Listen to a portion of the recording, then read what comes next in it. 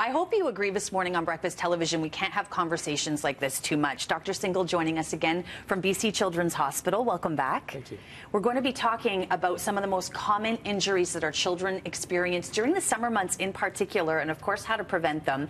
I think with Russell Cape forecasting all these extremely hot days, what about sunstroke and of course sunburns?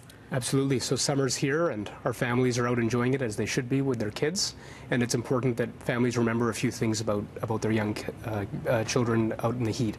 So first of all, children are more prone to heat stroke than adults. So if an adult is hot, a kid is really, really hot.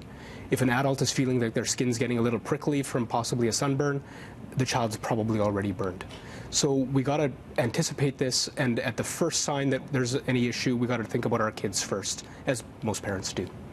And these things come up and you think, okay, but it's also about the prevention. So what can we do before we get into the sun just to prevent this altogether? Absolutely. So sunscreen and hydration are two of the most important things. So sunscreen should be applied roughly every hour, and even more frequently if our kids are in and out of the water all the time. And hydration, we need to keep our kids sweating. I know that sounds funny, but the sweat actually cools a child down. And once they stop sweating, that usually is a sign that they're getting dehydrated. I know this is probably a question I can ask a child expert, but how do you get them to keep their hat on? That's always my problem when it comes to my kids, but definitely one way to prevent one of these common summer injuries. Another one that's, for me, I always have trouble thinking about it, but with drowning. When we are around so many different bodies of water during the summer months, what are some of the most common ways that we can help kids stay safe around water? Yeah, so the first thing that I think it's helpful for parents to know and remember is that it doesn't take a full swimming pool or a lake to cause a drowning. For a young child, a child can drown in as little as 5 centimeters of water.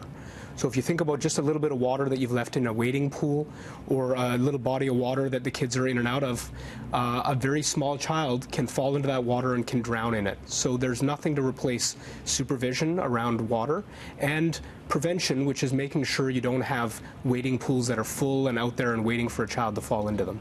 Speaking of falling, that's another common injury. You know, it can be a simple scrape when you're out camping, when you're running around on the trails, or it could be something more serious like falling out a window. Yeah, so every year, unfortunately, we see quite a few children who have had a fall from a window or from a balcony, from a patio. And these are sometimes, unfortunately, very serious injuries that have lifelong issues connected to them. And how can we, I mean, it seems like an obvious question, but in your experience at BC Children's Hospital, how can we prevent some of those major falls like out a window? Yeah, perfect question. So nothing replaces supervision, but we know that kids are very hard to watch at every moment, and so we need to plan our houses a little bit around this. It's natural to open our windows and open our patio doors once the weather gets to be nice, but our windows can't open more than the size of a child's head. And so an easy rule to think of is a window should open no more than a standard adult fist. And we can use a latch or a governor or regulator depending on the type of window that we have. These are inexpensive devices available at safety stores. They're available at the Children's Hospital, in our auxiliary store in the lobby.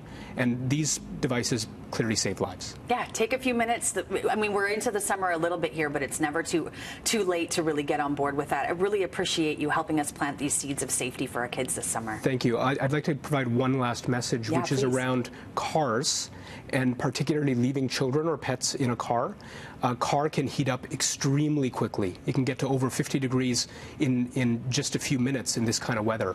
And so when we see a child who has heat stroke, or even we've seen deaths from children who are left in cars, it's often because the parent went to go do something for just a minute and then forgot. And so a child should never be left unattended in a car or in an enclosed space in this kind of heat. Thank you so much, Dr. Singhal from BC Children's Hospital. Breakfast Television continues this morning.